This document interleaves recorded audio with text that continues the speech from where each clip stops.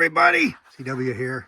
Okay, the last part came in, the screws, the replacement screw for the 880. Remember the other stock, I wanted to keep that intact. I don't want to cut that screw. I don't want to change that screw. I want to be able to have that stock and return it to use if need be. Although I did steal this bottom metal from it, I have more on order. Okay, we are going to measure and cut and make our pillars. Those came in yesterday or the day before, so we're in good shape here. Okay, here's what I did. Here's what we have. So the back screw is this one right here. That's the threaded hole that you see right there. Wow, I guess I should wipe and clean that off, huh? It's not rust, it's kind of schmutz. Anyway, that's the hole. So that's it. So what I did was I had the action in the stock, fully seated, fully clamped down, and I took the micrometer or the vernier, and I extended this pin in from the bottom using the flat there as the base, and I went all the way to the bottom of the hole. Okay, all the way through the metal, all the way up in as far as it would go. And we come up with just over 1.425. I think it was like 3.2. So that's the longest the screw can be. So I backed it off and I called it 1.425. And then I measured the screw that I'm using, which is just a cap head Allen, at 1.327 or 25. So I know this works. I know it's got pretty good thread engagement. So I could go 1.4. So when I cut the new screw, we're going to cut it to 1.4 inches.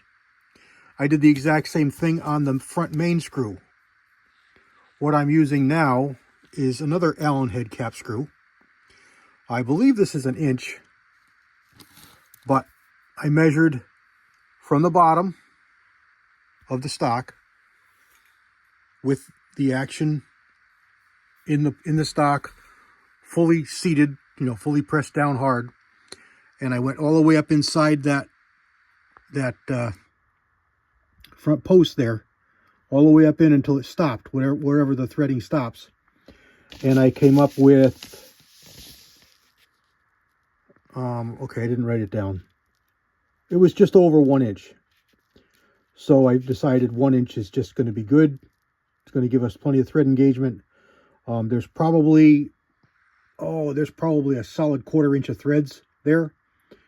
And if you know anything engineering, your maximum thread torque for most thread pitches is going to occur at the diameter, at the depth of diameter. So if you've got a 1/4 inch bolt, a 1/4 inch of threads, 5/16 bolts, 5/16 of threads. So we've got pretty close to that here. So we're gonna be fine. That's maximum torque, which we're never going to be applying here. We're probably going to be giving this 50 inch-pounds. Right now, about most you can get is probably 30 inch-pounds because we're just into wood and it would just compress the wood. So once the pillars are there and we're solid metal on metal, then we can up that to, we could probably go 60 inch-pounds. But we'll investigate and check that and try it and see what the gun likes. Okay. Now, doing the same thing, okay, action is in the stock, fully seated where it's going to be final position. I measured up from the bottom using the same tool and the same pin, and I shifted it over so that I was measuring off, instead of the bottom of that hole, I was measuring off the side of that hole. In other words, so the pillar is going to come up and it's going to butt flush with the bottom of that peg. So we got all of that peg going down in the wood here. Where are we? Right down in that hole as our recoil shoulder. But it doesn't go all the way to the bottom. The difference is about 6/10. So we got 6/10 of an inch from the very bottom of the wood to the very bottom of this peg.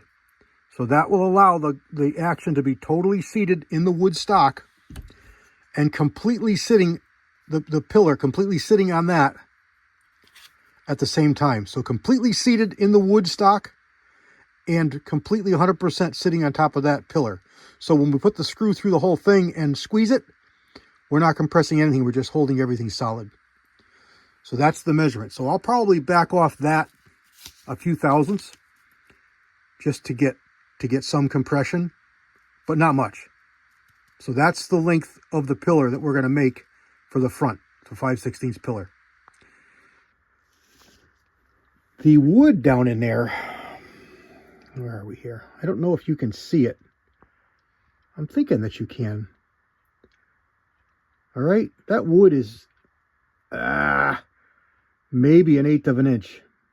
Maybe. That's all that's going to hold that pillar in place.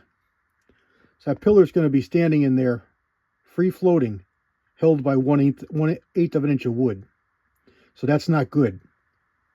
So what I'm going to do is, I'm going to do that. I'm going to put it in and let that 1/8 of an inch of wood hold it. But before I bolt in the stock, before we finalize and finish, I'm going to have it in this position here with the new pillar in place. And I'm going to come in from the top and I'm going to syringe in epoxy around the outside of that pillar, because my pillar is not quite the diameter of this hole. My pillar is, I don't know how big my pillar is. I was going to say it's 1/2 inch, but it might be bigger than that. But this hole is like 5/8, maybe not quite 5/8.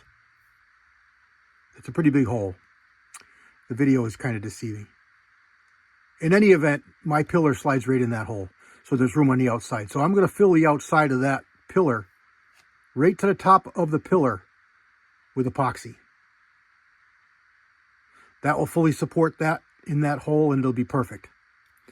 Back here, on the other hand, we have another story. Back here, although the wood is much thicker, we've got a good 1/2 inch. We got a good 1/2 inch of wood right there to hold our rear pillar, but it's going to have about 1/2 inch free floating, just floating in midair. So I've got two choices. I can make a piece of wood, epoxy it in position, and then shape it round, and then drill a hole all the way through it. That's the best way. The other thing I could do is I could just put the pillar in the way it is, allow it to be free floating for 1/2 of its height. I think it's going to have plenty of strength from that 1/2 inch of wood, because the pillar it's at least 3/8 of an inch around. So it's pretty solid. Yeah. It's pretty solid. But I could come back with some like epoxy putty and jam it down in and around there, and it'll adhere itself to the wood and to the pillar and make it a solid unit. It's a little hokey. The other thing I could do would be I could build a dam with like Play-Doh here in front and here in the back. I know I'm blocking you, but here in the back, and make a wall. So I'd have a wall on either side of this pillar, and then come back in with epoxy and pour it full of epoxy, and then pull the Play-Doh away. So I'd have an epoxy peg that would adhere to the walls. That's the easiest way. I don't know. I got to think about it. I'm not going to do it right now. We're about 10 o'clock at night. I just wanted to get this started. I might cut my bolt. I don't know. I'm not going to do too much. I'm tired, but I wanted to get the video started because this is the next bedding we're going to do. And then I'm going to do the rear pillar for the 8mm stock, but that's going to be separate. I'll do that as a separate video. So that's it. That's going to be the pillars here. And then once I have that in place, then I will probably come back and hog this area out a little bit. Take away, I don't know, no more than 1/8 of an inch. So I'm going to skim bed this area. I'm also going to open up these sides here. I'm going to open all these up. And I think when I put this all back together, I think I'm going to put just a little bitty cardboard shim here, just to raise the action up out of the stock a little bit when I skim coat this. That'll make the barrel fully free floated over its full length. You don't need much because think of a fulcrum. We're way back here. Normally you'd shim it way up here, but I'm just going to lightly shim it back here and use it also as a dam to stop my epoxy from going forward and getting wasted. So there we go. We're 10-12 minutes here just talking about what I'm going to do, but that's it. If you're interested in doing any of this stuff, I was able to get the pillars and these screws off of Amazon. I had to wait a little longer. I couldn't get typical Amazon overnight shipping. It took regular shipping. You know, I'm talking a week, 4 or 5 days. But it got here no problem. I did have to order these twice because I thought this was 3/16 24, but I believe now it's 3/16 32, which I didn't know that was a size. So I've had trouble finding this bolt in this style. I want this style. I want this kind of a cap head because it sits nice on the stock. I'm going to run a washer under it anyway, but I would like this style. Not so critical on this one because it's right next to the trigger guard and you're never going to notice it anyway. But this one here for sure, because your hand's up there. When this is there, you really notice that. That sticks out like a sore thumb. And it's kind of fugly too. So we're going to definitely go with this. There's a whole bag of them there. I won't screw it up, but I could screw it up, 6 times and still be all right. And it was like, I don't know, $10 maybe, $8 for a bag of screws. So they're pretty cheap. There we go. All right, guys, that's what I'm going to do. I'll bring you back and I'll have pillars cut, screws cut, and we'll be able to put things together. God bless. CW. Ow. Well, hold on. I'm doing a closer. Ha!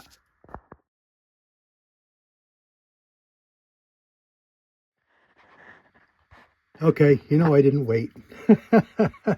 They were easy to do, so I made up the pillars. So here's the 3/16 pillar, and I even grooved it because it's going to be round on the round body of the rifle, the action. So there's our screw, which we're going to replace when I get the right thread one. There's our pillar, which won't make a difference. I can use it. There's our pillar for the front. Here's our bolt. I cut the bolt, and in all transparency, I did screw up the first one. I also cut it a little bit long, but the cutter just wrapped right around it and took the threads right out. Now, it probably would have been okay, but it's too long anyway, and because I would have had to recut this, I just cut another one. I cut it about 1/16 of an inch, not quite, 32nd of an inch too long. So now this one is perfect. All right, so there's everything. Now it's just drill the holes in the stock and put everything together.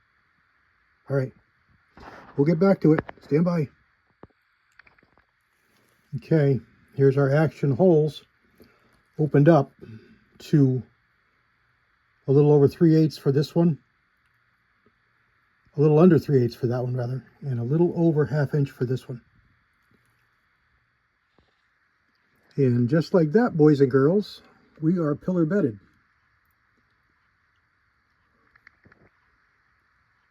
I was mistaken on this front one, pleasantly so, because it is full diameter of that hole.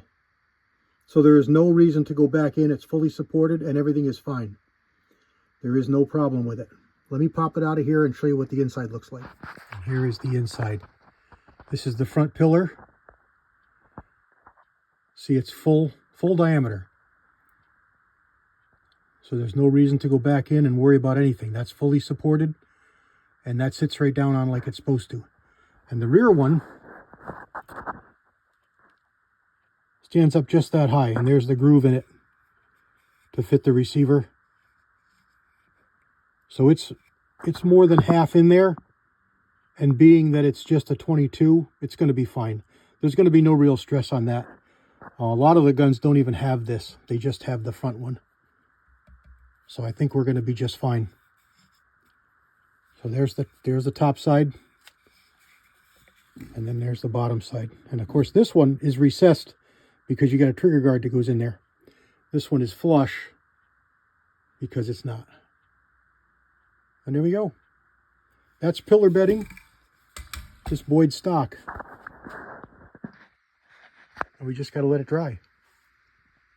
Just got to let the epoxy dry and we'll be good to go. That's going to be just fine. That's not going to mean anything. That's going to be fine. There's plenty of meat there. Everything's going to be fine. As soon as this dries up, I can reassemble it and I can move forward with my skim coat bedding like we talked about. That'll be a separate video. So there we go. All right, clean up my mess. Move on to the next project while this dries. God bless everybody. CW out.